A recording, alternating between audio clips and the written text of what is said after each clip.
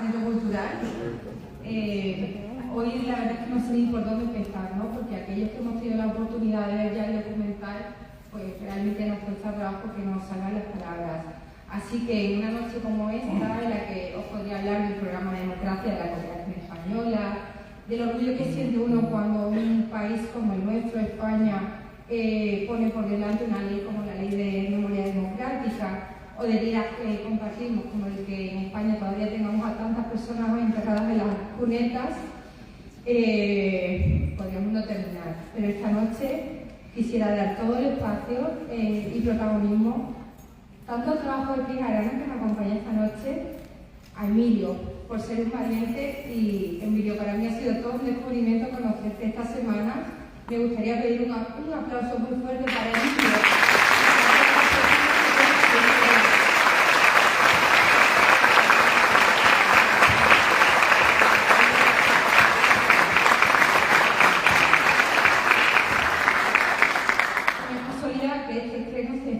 Cuando en la sala conjunta contigua tenemos al equipo de UFI y a Memetic trabajando en los laboratorios Memoria y Futuro, porque este año se cumplen 35 años de democracia, que equipara el periodo que este país sufrió la dictadura. Pero no quiero robar ni un minuto más. Al final de la sesión, por supuesto, contaremos con el testimonio de Emilio y le invitaremos a pasar al escenario para que todo el mundo pueda charlar con él un ratito, porque sinceramente merece muchísimo la pena. Y le doy paso a la directora de este documental, la organizadora paraguaya Cris Arana. Cris, muchísimas gracias, porque el trabajo como el tuyo son muy necesarios todavía en este país. Muchas gracias y enhorabuena por el trabajo.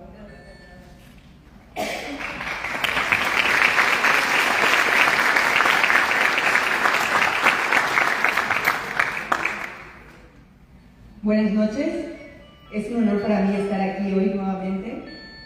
Antes de nada quiero agradecer al Centro Cultural de España Juan de Salazar la ayuda para darle voz e imagen a un proyecto que nació del corazón. Mi cortometraje documental Emilio Barreto, Ángeles y Demonios, no es solo una narración sobre la vida de Emilio, sino también un relato íntimo de un hombre que vivió el amor en su forma más pura y al mismo tiempo sufrió las represalias de una dictadura. Este documental es una ventana hacia una parte de nuestra historia. A veces preferimos olvidar, pero es esencial recordar. Emilio nos cuenta su historia personal, que está intrínsecamente ligada a los tiempos difíciles que vivió Paraguay bajo la dictadura. A través de esta obra he intentado no solo plasmar la historia de Emilio, sino también rendir homenaje a todos aquellos hombres, mujeres, niños, niñas, secuestrados, torturados, violados, asesinados y desaparecidos en esos años. Es un viaje a través de los momentos más duros, al mismo tiempo una celebración del amor y la humanidad que persistieron incluso en las circunstancias más adversas. Emilio Barreto, Ángeles y Demonios es un documental que llama a la reflexión, a la justicia y la educación para las nuevas generaciones que no vivieron la dictadura. Pretendo que sea una herramienta para aprender sobre nuestra historia y entender el impacto de la represión y la lucha por la libertad que vivieron estas personas. Es vital preservar la memoria histórica y evitar que se repitan estos errores en el futuro en Paraguay. Esto es para ti, Emilio. Hay hombres que luchan un día y son buenos. Hay otros que luchan un año y son mejores. Hay quienes luchan muchos años y son muy buenos. Pero hay los que luchan toda la vida. Esos son los imprescindibles. Bertolt Brecht.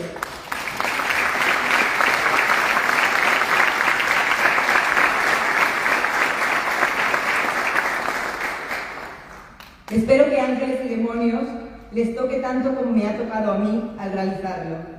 Gracias por acompañarnos a todos, a Emilio, al equipo, a Vicky que está en España con su gestión,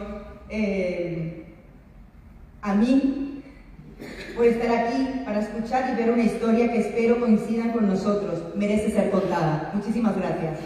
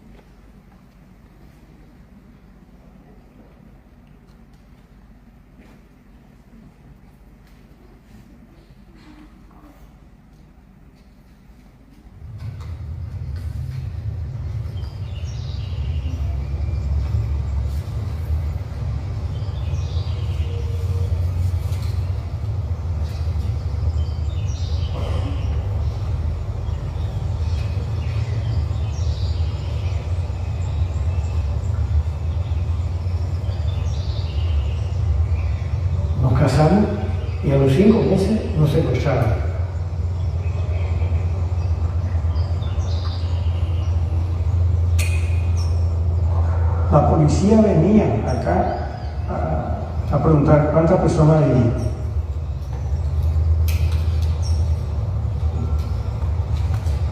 No sentí miedo, sentí dolor y rabia.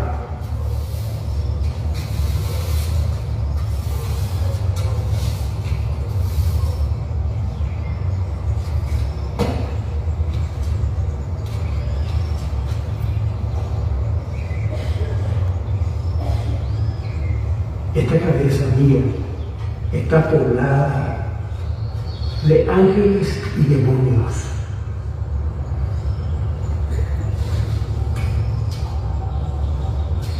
Niña nunca me abandonó.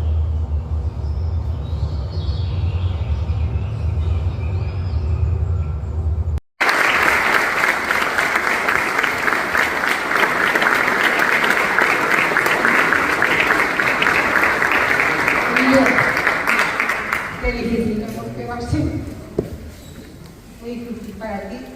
Creo que para todos los que estamos aquí, esto es un homenaje a ti, a todas esas personas. Yo mientras intentaba no emocionarme, y eso que ya había visto el documental, pensaba en nuestro día a día, en el día a día del equipo del Centro Cultural, que a menudo nos quejamos y nos lamentamos de las 12 y 14 horas que pasamos entre estas paredes. Pero conocerte a ti y a tantas personas como a ti es lo que da sentido a nuestro trabajo. Así que a ti, a Cris, por supuesto, Cris, por favor, esto no hubiera sido posible sin que tú nos hubieras trasladado la historia de Emilio, pero esto es un homenaje. Emilio.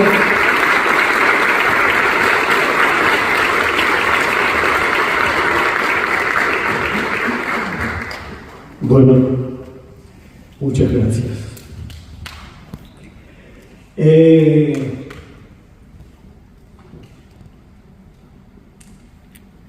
Me cuesta ordenar mis ideas.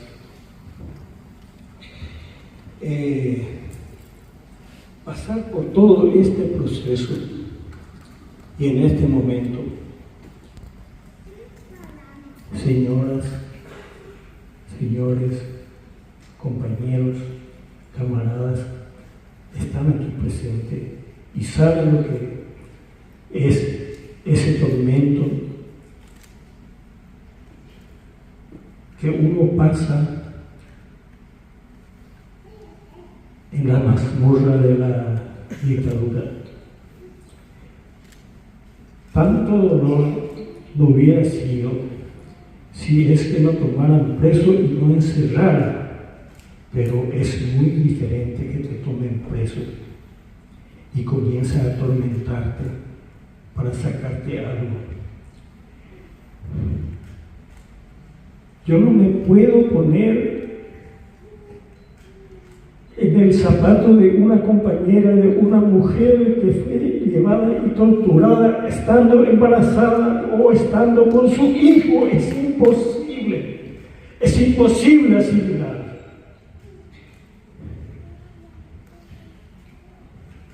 Yo no debería hablar de esto, pero habría que recuperar la memoria para que esto no se vuelva a repetir.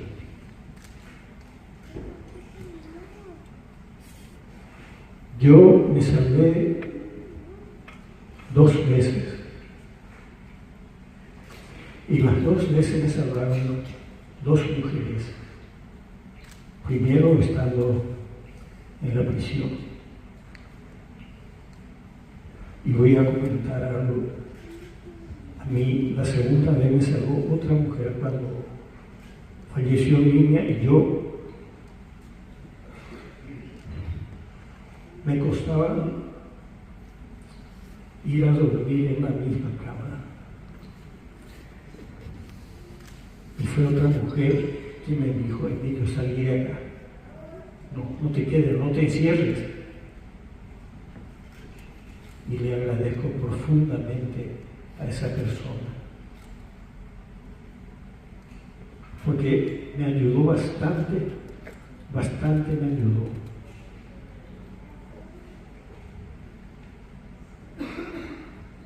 y esa persona está presente. Por respeto, no digo su nombre, pero acá públicamente le agradezco.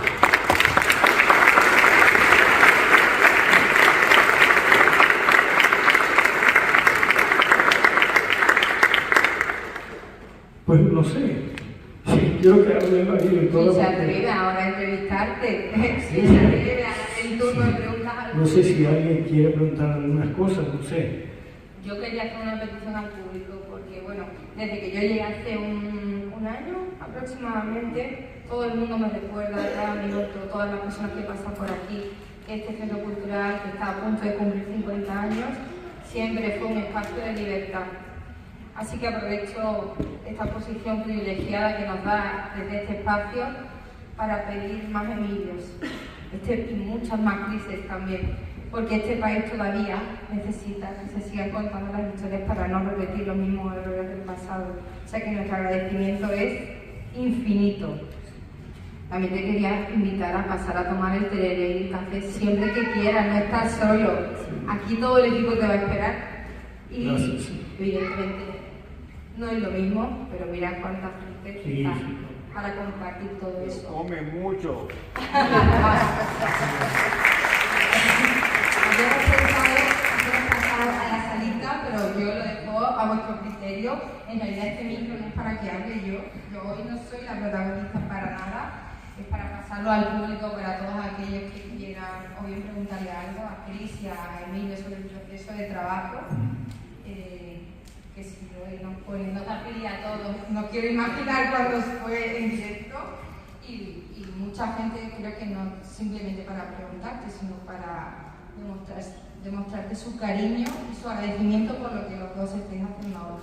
Este es el estreno del documental, pero este Centro Cultural se compromete a seguirlo proyectando todas las veces que sea necesario y bueno, y apoyar el trabajo que estáis haciendo porque realmente es muy necesario todavía.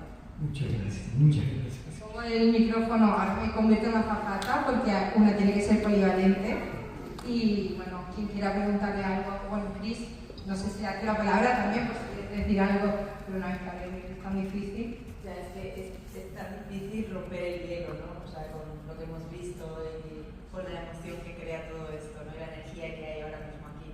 Pero aquí estamos Emilio y yo para lo que queráis, siempre si queréis preguntar algo. Por ahí ya se atreve a llenar, que respire un segundito. Mira, eso te da la idea.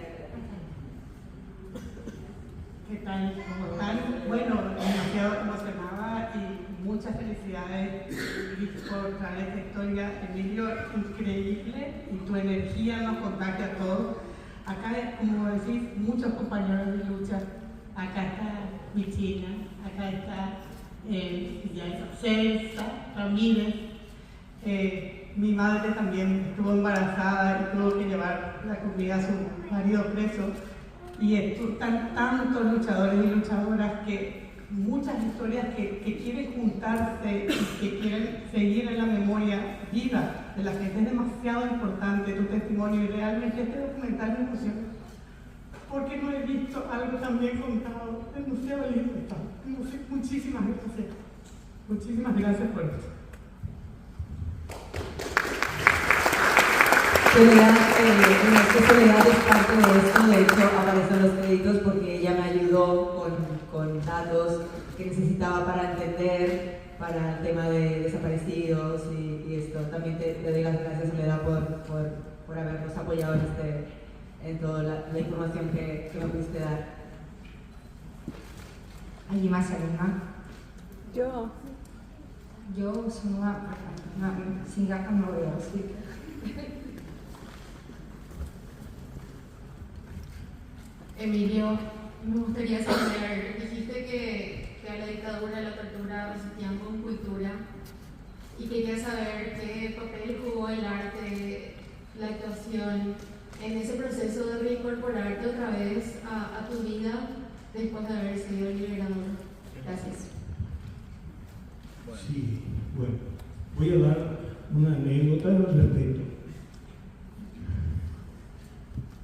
Ya cuando la niña recuperó su libertad, estuvo aproximadamente 11 meses en la prisión. Y ella se va religiosamente en los días de la visita en la Guardia de Seguridad, hoy la agrupación especializada. Y más o menos ya por el año 1967, ya 2 años de prisión. Después de la visita, el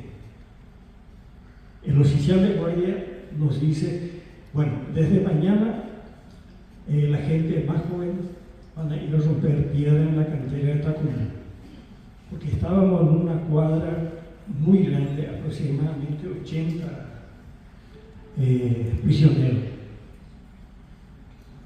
Y esa noche, antes de cerrar la cuadra, nos da ese aviso. Y esa noche yo le dije, porque sabíamos que no íbamos a tener garantía rompiendo piedra en la cantera de Tacumú.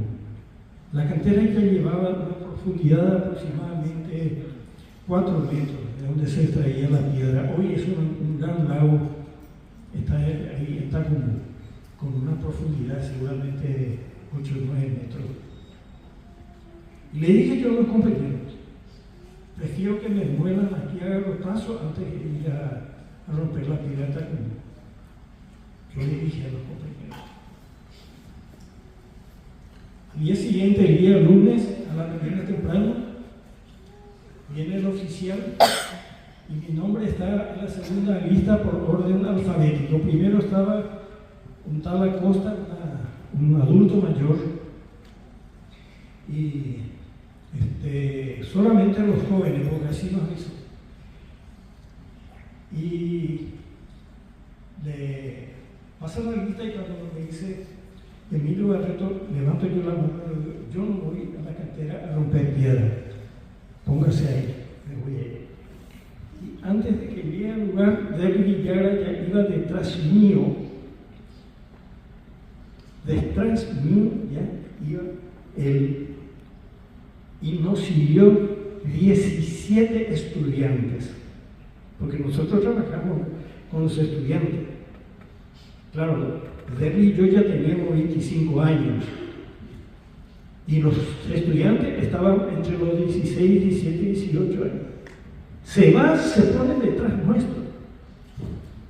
Cuando pasa toda la lista, los que tienen que ir a trabajar en la huerta, trabajan en la huerta, en la chacra, en la olería, porque esos eran los trabajos a que se les sometían a los prisioneros. Entonces dice, bueno, saquen todas sus cosas. Sacamos todas nuestras cosas, no se forman, y nos llevan en el sótano de la cocina, en donde hay 2 bocas de fuego donde se cocina la comida para la tropa, para los oficiales, para los sargentos. Lo meten ahí, primeramente vaciamos, estaba lleno de carbón, de raja, un sótano húmedo, hasta ahora existe. Me comentó Rogelio Oigurú, dice, existe todavía ese sótano. Y bueno, cuando vaciamos, nos metieron adentro, nuestra ropa dejaron toda afuera, nos metieron nosotros en pantaloncitos de fútbol porque todavía no se inventó el anatómico, todavía no llegó en Paraguay. Bueno, yo con una camisilla y con esos pantaloncitos de fútbol que tenía acá una lista de colores. Y después escuchamos, bajamos por unas gradas. El calabozo tenía 2,5 metros por 4 4 por 2,5 de metros cuadrados. Seguramente se baja como 10 escalones. Húmedo, sucio. Matamos alacranes, matamos ahí cucarachas, ratones que se escapaban. Y así un foquito que estaba lleno de hollín, que no alumbraba casi nada. Y Leslie Villagra me dice: Emilio, acá tenés la responsabilidad moral de contener la locura. Le digo yo: ¿por qué? ¿Por qué yo? Yo no soy responsable que me traigan a estos compañeros. No, Emilio, vos sos artista, vos estudiaste teatro, y acá vamos a hacerlo, porque acá nos volvemos locos a corto plazo. Nuestra necesidad era, hacíamos, porque no teníamos la famosa botella como vigitorio, tampoco teníamos la lata de leche en hilo como inodoro. Entonces, con la cuchara y el plato que nos entregaron para bajar ahí, comenzamos a levantar los ladrillos, cada ladrillo, y sacamos la tierra y de ahí hacíamos nuestra necesidad y volvíamos a tapar. Yo tenía anotado, no recuerdo hasta cuánto tiempo, cuántos ladrillos levantamos, cuando ya no teníamos más remedio, y volvían a sacarlo porque nosotros necesitamos tomar agua. Y la basofia que nos servía como alimento, ustedes ya se van a imaginar, porque nosotros estábamos condenados a muerte. Yo mucho tiempo tuve vergüenza de contar que me cortaron, rebanaron mi oreja, y eso se nota de este lado, a diferencia de yo tuve vergüenza de contarle eso. Mucho tiempo así. ¿Qué hicieron de ese pedazo de mi oreja? Le mandó al niño a decir: así te vamos a traer a tu marido a pedacito. Tenés que contar que para qué vos te fuiste a Montevideo.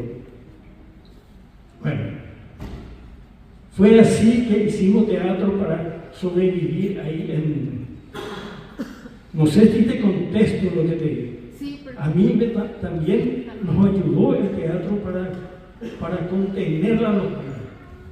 Y ya cuando se nos terminaba el repertorio de poesía, de canto, de chistes, de cuentos, tuvimos que inventar cosas. Y los 19 que estábamos en ese sótano, necesariamente tenemos que contar, porque o si no, nos volvíamos locos. Y así surgieron cosas que nosotros llegamos a decir en guaraní: Yajaá Yapucuabea.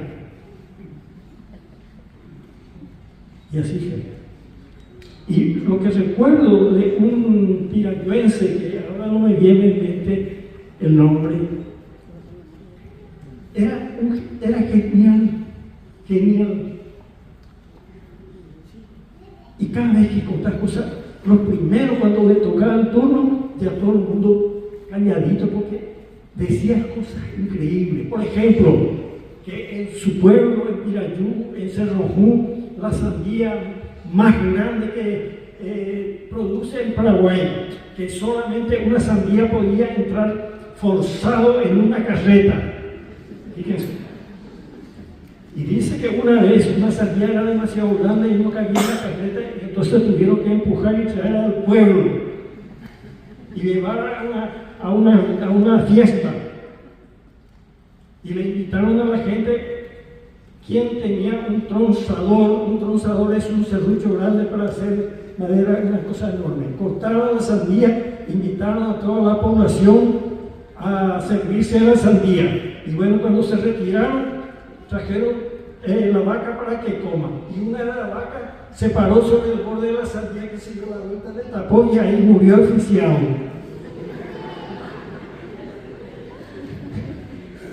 Contaba que una vez mataron una serpiente tan larga, una serpiente que tuvieron que contratar el tren. Alzaron el tren y dice que cerca de la locomotora estaba la cabeza y no sé cuántos vagones detrás, entre ¿cómo se llama? Bueno, era de carga, que traían los rollizos de madera que se iba hasta el puerto, y dice que la cola seguía arrastrándose por cosas así, no contaba, era genial, tenía cosas. Decía, por ejemplo, que el gallo en su pueblo era tan grande, los gallos, que sobre la espuela del gallo dormían sus esposas. Era un bestseller botando, y cosas de esos montones salieron. No pudimos aguantar 3 meses. Tuvimos que salir y ir a romper piedra, y ahí de a poquito así nos recuperamos. Bueno, parece que estoy robando demasiado tiempo. Por aquí parece que hay otra pregunta. Sí, yo lo que quería nada más que felicitarle a ambos, a Emilio, un gran amigo, y a la joven que pudo realizar esta obra, que es la representación de muchos de los que están, lo que experimentaron acá mismo presente. Yo les veo a muchos que han pasado por esa situación. Es más, yo estoy sentada acá al lado de 2 hermanos, ¿verdad?, cuyo padre estuvo 10 años preso, justamente con él también, el señor Garcete, Aníbal Garcete, y que picaba piedra también.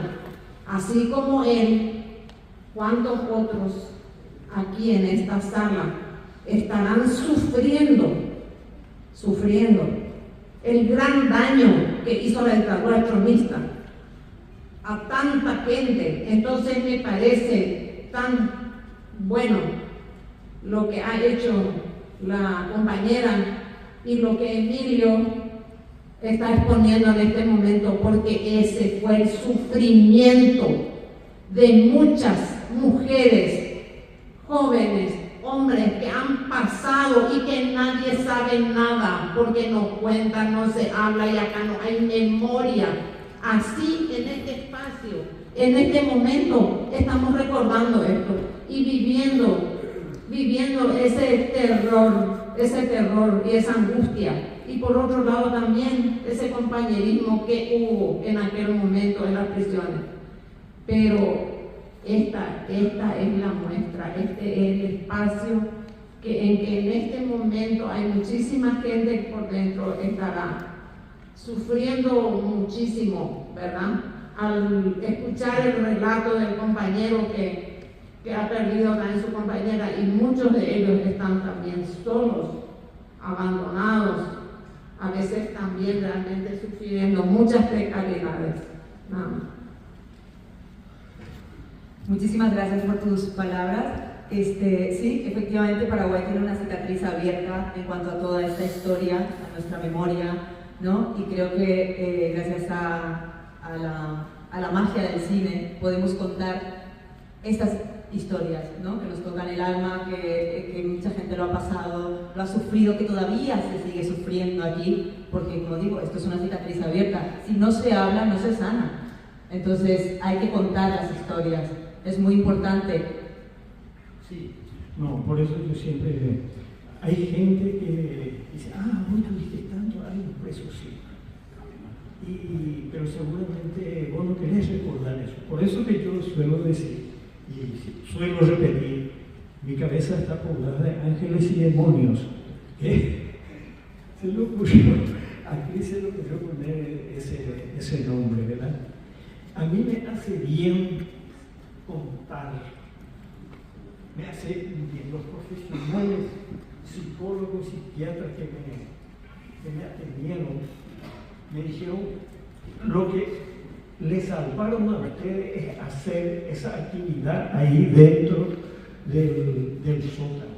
Porque nosotros, cuando ya no sabíamos qué hacer, entonces decía, se le ocurrió a un compañero decir, vamos a contar cosas lo más lejano de nuestra vida, en nuestra niñez, que nos recordamos. Y entonces hacíamos un esfuerzo para recordar cosas. Y bueno, eso les salvaron a ustedes porque ustedes retrocedieron y sobrepasaron, porque en algún momento, desde el nacimiento de ustedes hasta el presente, los traumas que pudieran haber sufrido en su niñez, seguramente a 2, a 7 años, a 10, a 15, a 20 años, hasta el presente, porque el futuro no lo podemos contar qué es lo que va a pasar. Entonces comenzamos a contar lo que pasamos, y eso nos dijo. Creo que fue el doctor Montalto, fue el que me dijo eso, o no recuerdo si fue la que yo, fueron los doctores que me trataron y me dijeron, bueno, eso fue lo más genial que se le ocurrió a ustedes hacer, porque comenzaron a sacar todo eso que estaba guardado ahí, porque hay muchas cosas que uno no quiere contar de su pasado. Yo respeto, niña, por ejemplo, no quería hablar de eso. Algunas cosas, de repente, cuando encuentro objetos, y dije, ¿y esto cuando hiciste? ¿Tú lo hiciste? Va saliendo así. Pero preguntarle, nunca me atreví a contar. Me di cuenta de ello. El doctor Fernando Robles tiene 3 libros ya que va contando. Y a todos aquellos compañeros que hoy, que pasaron, que fueron compañeros míos en la emboscada, por favor, cuenten las cosas. Yo sé que duele, es difícil. Varias veces, estando en la prisión, uno está bajoneado. A veces castigado porque no le dio visita, porque siempre existe. Y yo creo que Stroessner nos dio orden para que se ensañara con nosotros, o sencillamente se hacía el bien potable, no sé qué, porque Stroessner envileció a la policía y a los militares. Eso sí, porque hubieron muchos, porque con nosotros estaba el capitán Centurión y el capitán Alonso, así como estuvo también Maidana, que después se fugó, ¿verdad? Y ellos eran gente que quería cambiar la situación, quería cambiar la dictadura, pero no se contaba con la suficiente fuerza para que hiciera eso. Porque Stroessner tuvo apoyo muy fuerte del imperialismo norteamericano, hay que decirlo. Hasta hoy ellos se entrometen en nuestra situación. Prácticamente nosotros somos una colonia o una estancia de ellos. Y el presidente nada más que es un capataz. Y este pueblo sufrió, seguimos soportando. Por eso yo siempre le digo a los jóvenes cineastas que están saliendo de la universidad, así como ella joven, recuperen la memoria. Historia para contar existe, desde la Triple Alianza hasta hoy. Ayer nomás he visto una entrevista por televisión a Leo Rubín. Estuve viendo por YouTube en su canal. Le estuvo entrevistando a una gran personalidad del Partido Colorado, Aníbal Echú. Un tipo tan informado. Y las cosas que contaba, y sigue contando, y el contacto que tiene, y digo, caramba, Leo Rubín, dentro de poco le van a poner una bomba que se dio en su canal por seguir contando esas cosas. Esta mujer muy valiente se animó a contar lo que yo le dije. A mí, si me llevan, me van a liquidar. Ya cumplí lo que tengo que cumplir, ya hice todo lo que tenía que decir. ¿Qué más puedo pedirle a la vida? Yo le gané a Stroessner en el sentido de que con niña formamos una familia y tuvimos una familia. Acá está presente mi hija y mi nieto.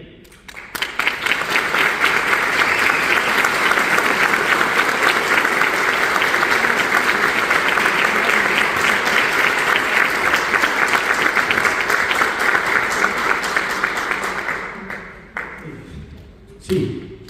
Hablando de la familia, te quiero decir que estoy muy orgullosa de vos y de todo lo que pudiste contar. Agradezco mucho a la productora, con tanto amor y paciencia. Hicieron este documental, a las que les agradezco un montón. Estoy muy orgullosa de vos, tío. Estoy orgullosa de que seas parte de mi vida, de ser parte de la tuya. Triste, dura, pero superaste todo esto. Yo te quiero preguntar algo. Si nos podés contar a todos, yo sé, pero que todos sepan, ¿qué significó Doña Prudence en tu vida? ¿Quién? Doña Prudence. Bueno. ¿Quién fue Doña Prudence en tu vida? Gracias. Bueno, Mabel es una sobrina mía, nieta de mi hermano mayor, que también estuvo en la prisión, pero menos tiempo que yo. Habla de Doña Prudencia, la madre de Niña. De la casa de Doña Prudencia no secuestraron con Niña, y Doña Prudencia se quedó sola. Y ella tenía que ir primeramente a la casa al calabozo, a la comisaría donde estaba Niña, y luego pasar donde estaba yo. 11 meses aproximadamente le visitaba religiosamente a su hija y después se iba junto a mí. Yo ya no tenía madre, mi madre falleció cuando tenía 15 años. Y el hermano, el padre de Mabel que está acá, era mi compañero de estudio. Y yo fui a estudiar con él en su casa, fue así como yo le llegué a conocer a Niña. Y el resto de la historia ya conocen ustedes. Doña Prudencia fue para mí la que reemplazó a mi madre.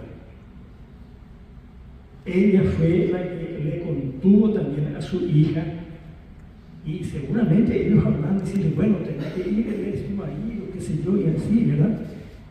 Porque Niña no llegó a ser militante, Niña no sabía en qué me metí, porque ella había viajado a Montevideo para trabajar, para construir para nuestra casita, la futura casita, para cuando nos casemos. Porque nuestro proyecto estaba casarnos e ir a trabajar en Montevideo, porque ahí se ganaba bien, lo cual no pasó. Esa fue la historia no solamente de Emilio y Niña, es la historia de Paraguay, de mucha gente, a partir de la clase media para abajo. La clase alta, bueno, ahora vive feliz, vive bien, claro, ellos viven bien. Pero el resto de nosotros, bueno, hay tantas cosas que se puede hablar. No quiero extenderme demasiado, claro. Te agradezco, Manuelita, que haya venido, ¿verdad? Y a vos también, Carlos. Le tengo un aprecio profunda. Y muchas amigas y amigos, y el compañero de infortunio. Les agradezco infinitamente que vengan. Y por favor, escriban, cuenten sus cosas, no importa. Quien sobrevivió a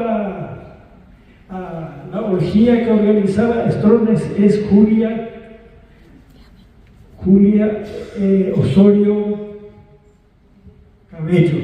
Emilio, sabes que me picaste con esa historia el otro día y quería contarte también delante de todo el mundo que gracias a esa información que nos facilitaste, nuestro nuevo club de lectura se inaugura el próximo 29 de septiembre. Y el mes de noviembre, el mes de la violencia contra la mujer, estará dedicado a esa obra, ¿no? Una rosa de mis soldados. Así que muchísimas gracias por el dato y te invito a que seas la persona que en primera persona dinamice ese club de lectura. Te paso la palabra, yo creo, le voy a pedir ayuda a mi compañera Vivi para que cerremos unas 3-4 últimas preguntas. Yo sé que podríamos estar toda la noche charlando con Emilio, pero espero que esta sea el estreno, pero no la última proyección. Maestra Emilio, Babilonia, Emilio, amamba Iguazú Treino, vendería coe, a ese amor. Debo que te cara Iguazú, tengo imba epa, pira, imbaretela, paraguayo añetetela. Apeango, la ecupecha, pecha de Cajuquete, aprenderé a saber, la eurore, a pero y mea, tu peor de popetende, lo que se amó. Si hay que aprender el cobe, el cobe vegetariano es hasta guaraníme. Aprenderemos hasta en España ni a mungo ausente en de pajitebe, se ruja sabe perbe. E mi anache voy sabe ante con envolver. Lo ibella ore no gemiana o pío, ore en bojasa a muitebe te ogabe pepe ore en boyajubico y iron examen. A sa iberamo pete pulmonía o cupitillebe.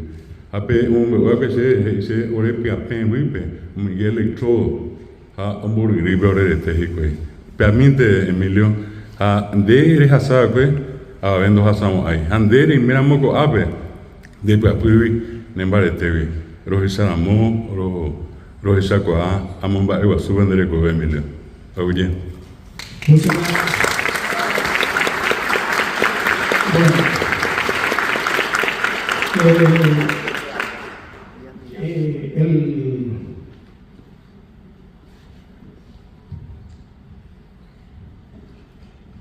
Buenas noches.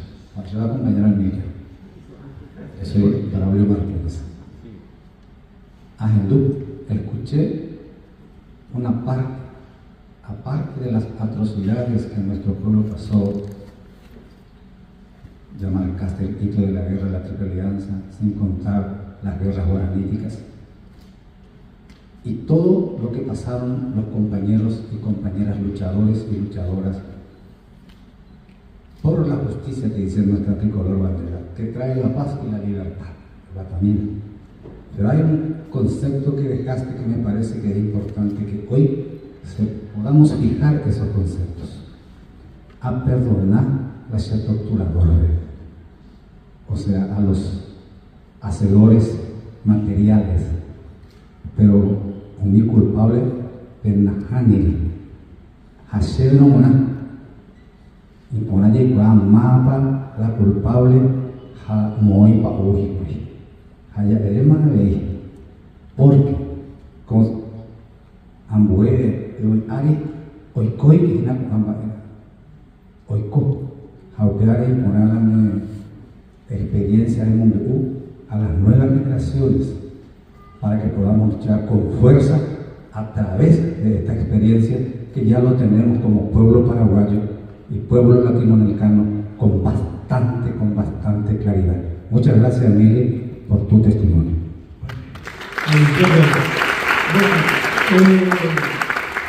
Si me permiten, quiero anunciarle que el 19,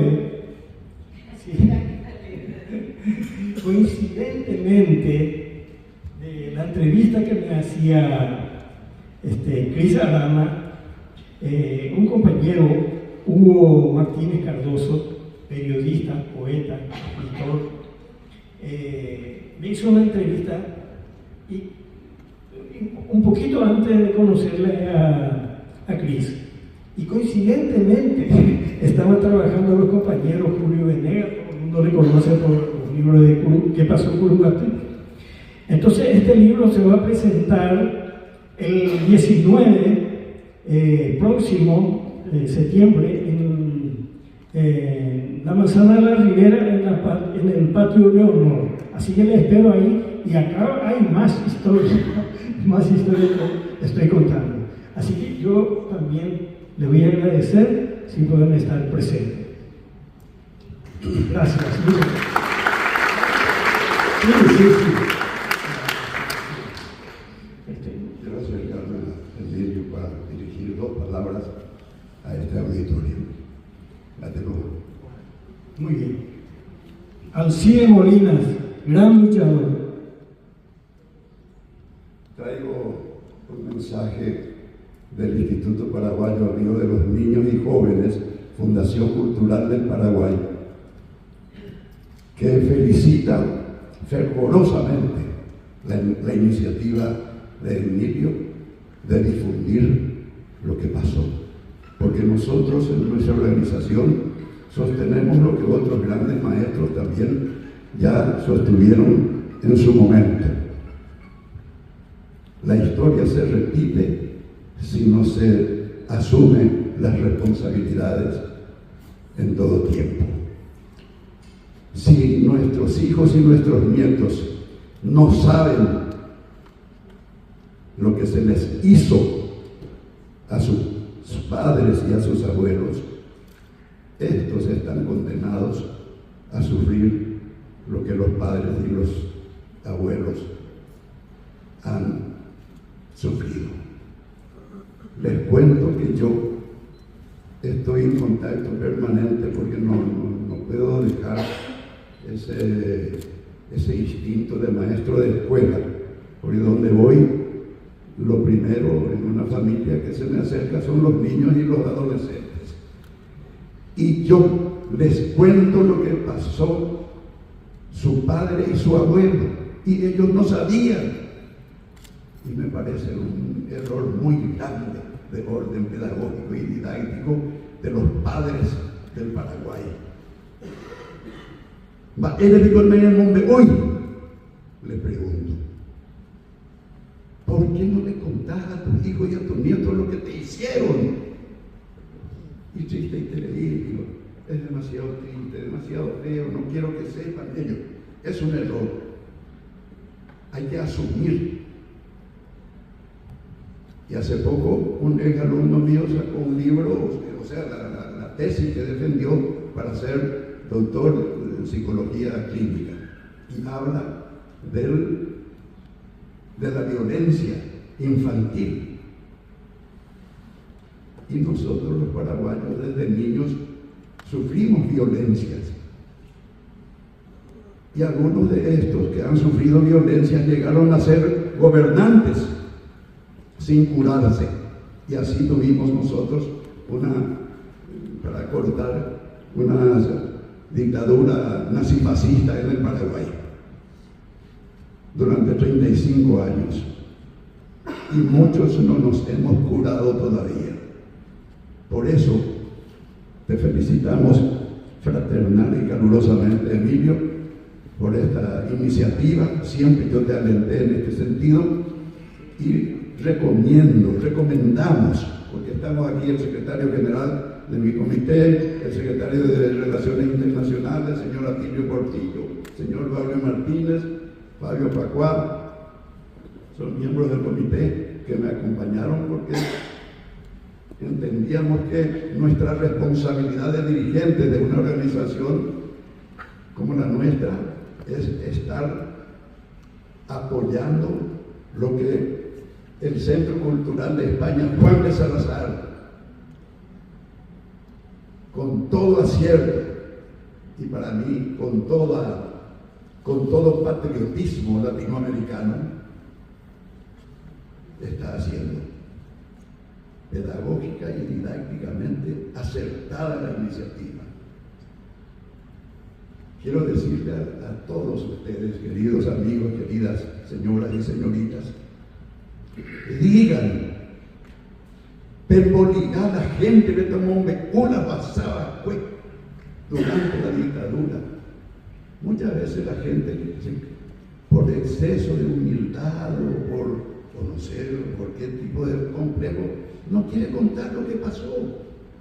Hay que contar.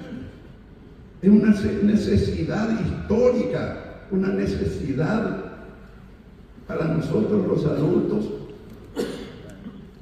evitar que los niños que van a venir y los adolescentes que van a venir ya no sean ignorantes como éramos nosotros en nuestra niñez y nuestra adolescencia, y tuvimos que pagar caro esa ignorancia, y tuvimos que aprender por nuestra costilla la tortura.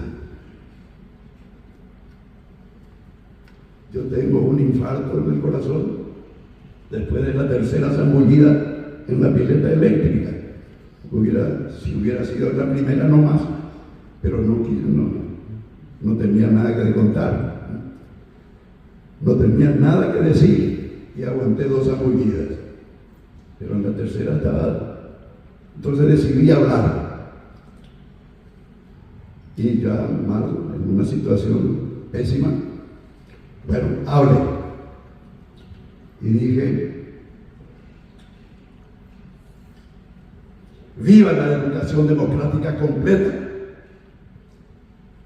¡Viva la reforma agraria del doctor Francia, de los López y del coronel Rafael Franco, carajo! Así mismo dije. Se sorprendió. Yo de comunista, me dice. Es muy bien la de comunista, de allí, vamos, tenés que ser sucio de boca allí para que te respeten, porque estamos allí muy cerca, más cerca de la animalidad que de la humanidad.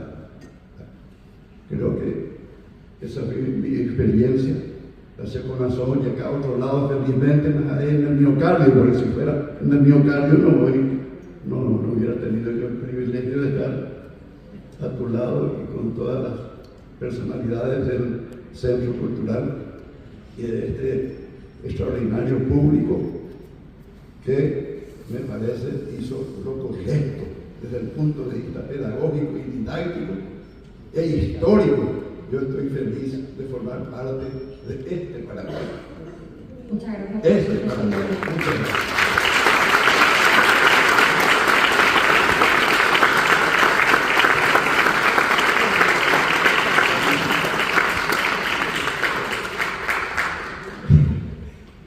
Emilio, no, claro, querido Emilio, querida Cris. Como catarsis me parece ya es suficiente, ¿verdad? Queda una intervención, que vuestro permiso. Sí, qué maravilla, ¿no? O sea, lo que nos ha contado este hombre.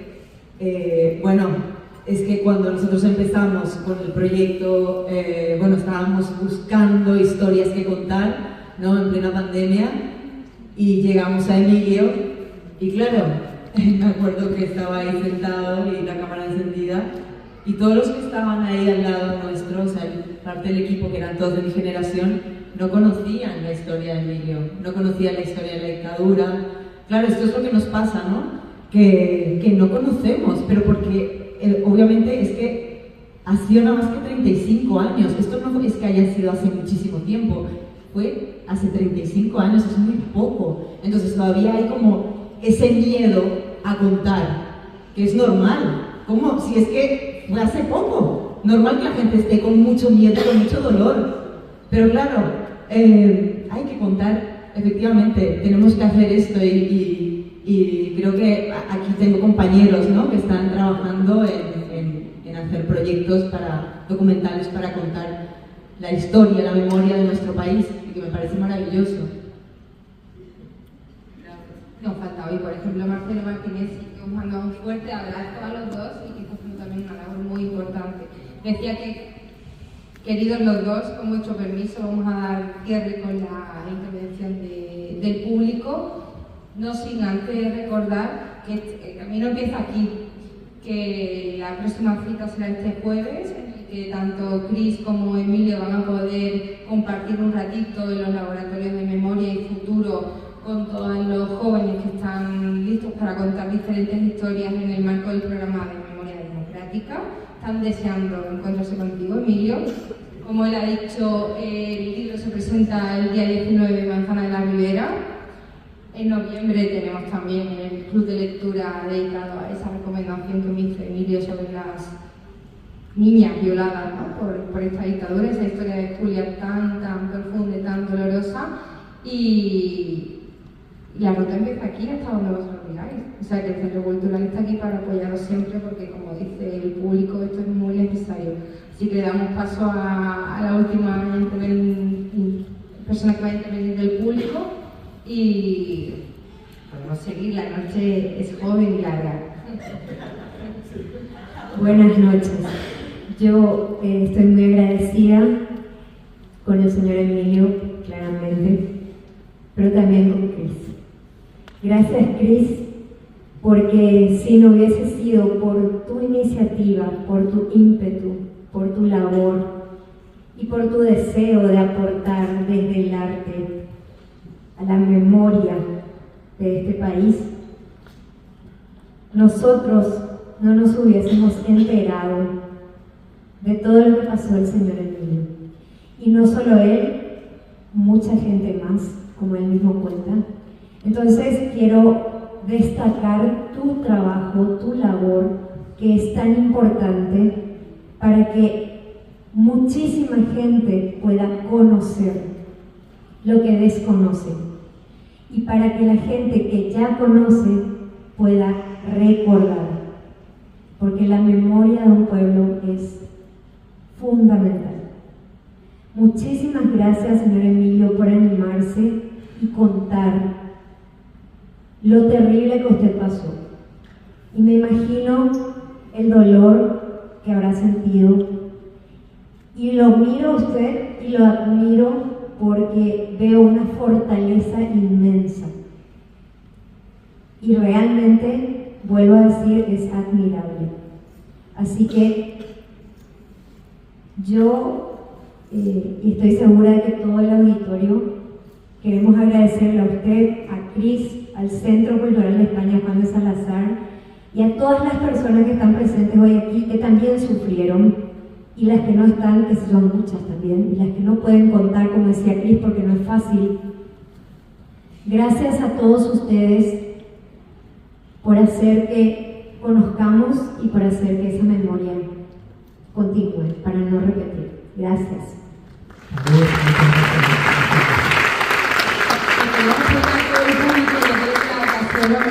Una foto de familia, porque esto es la familia extendida de Emilio. Así que sí, a darle arriba o abajo.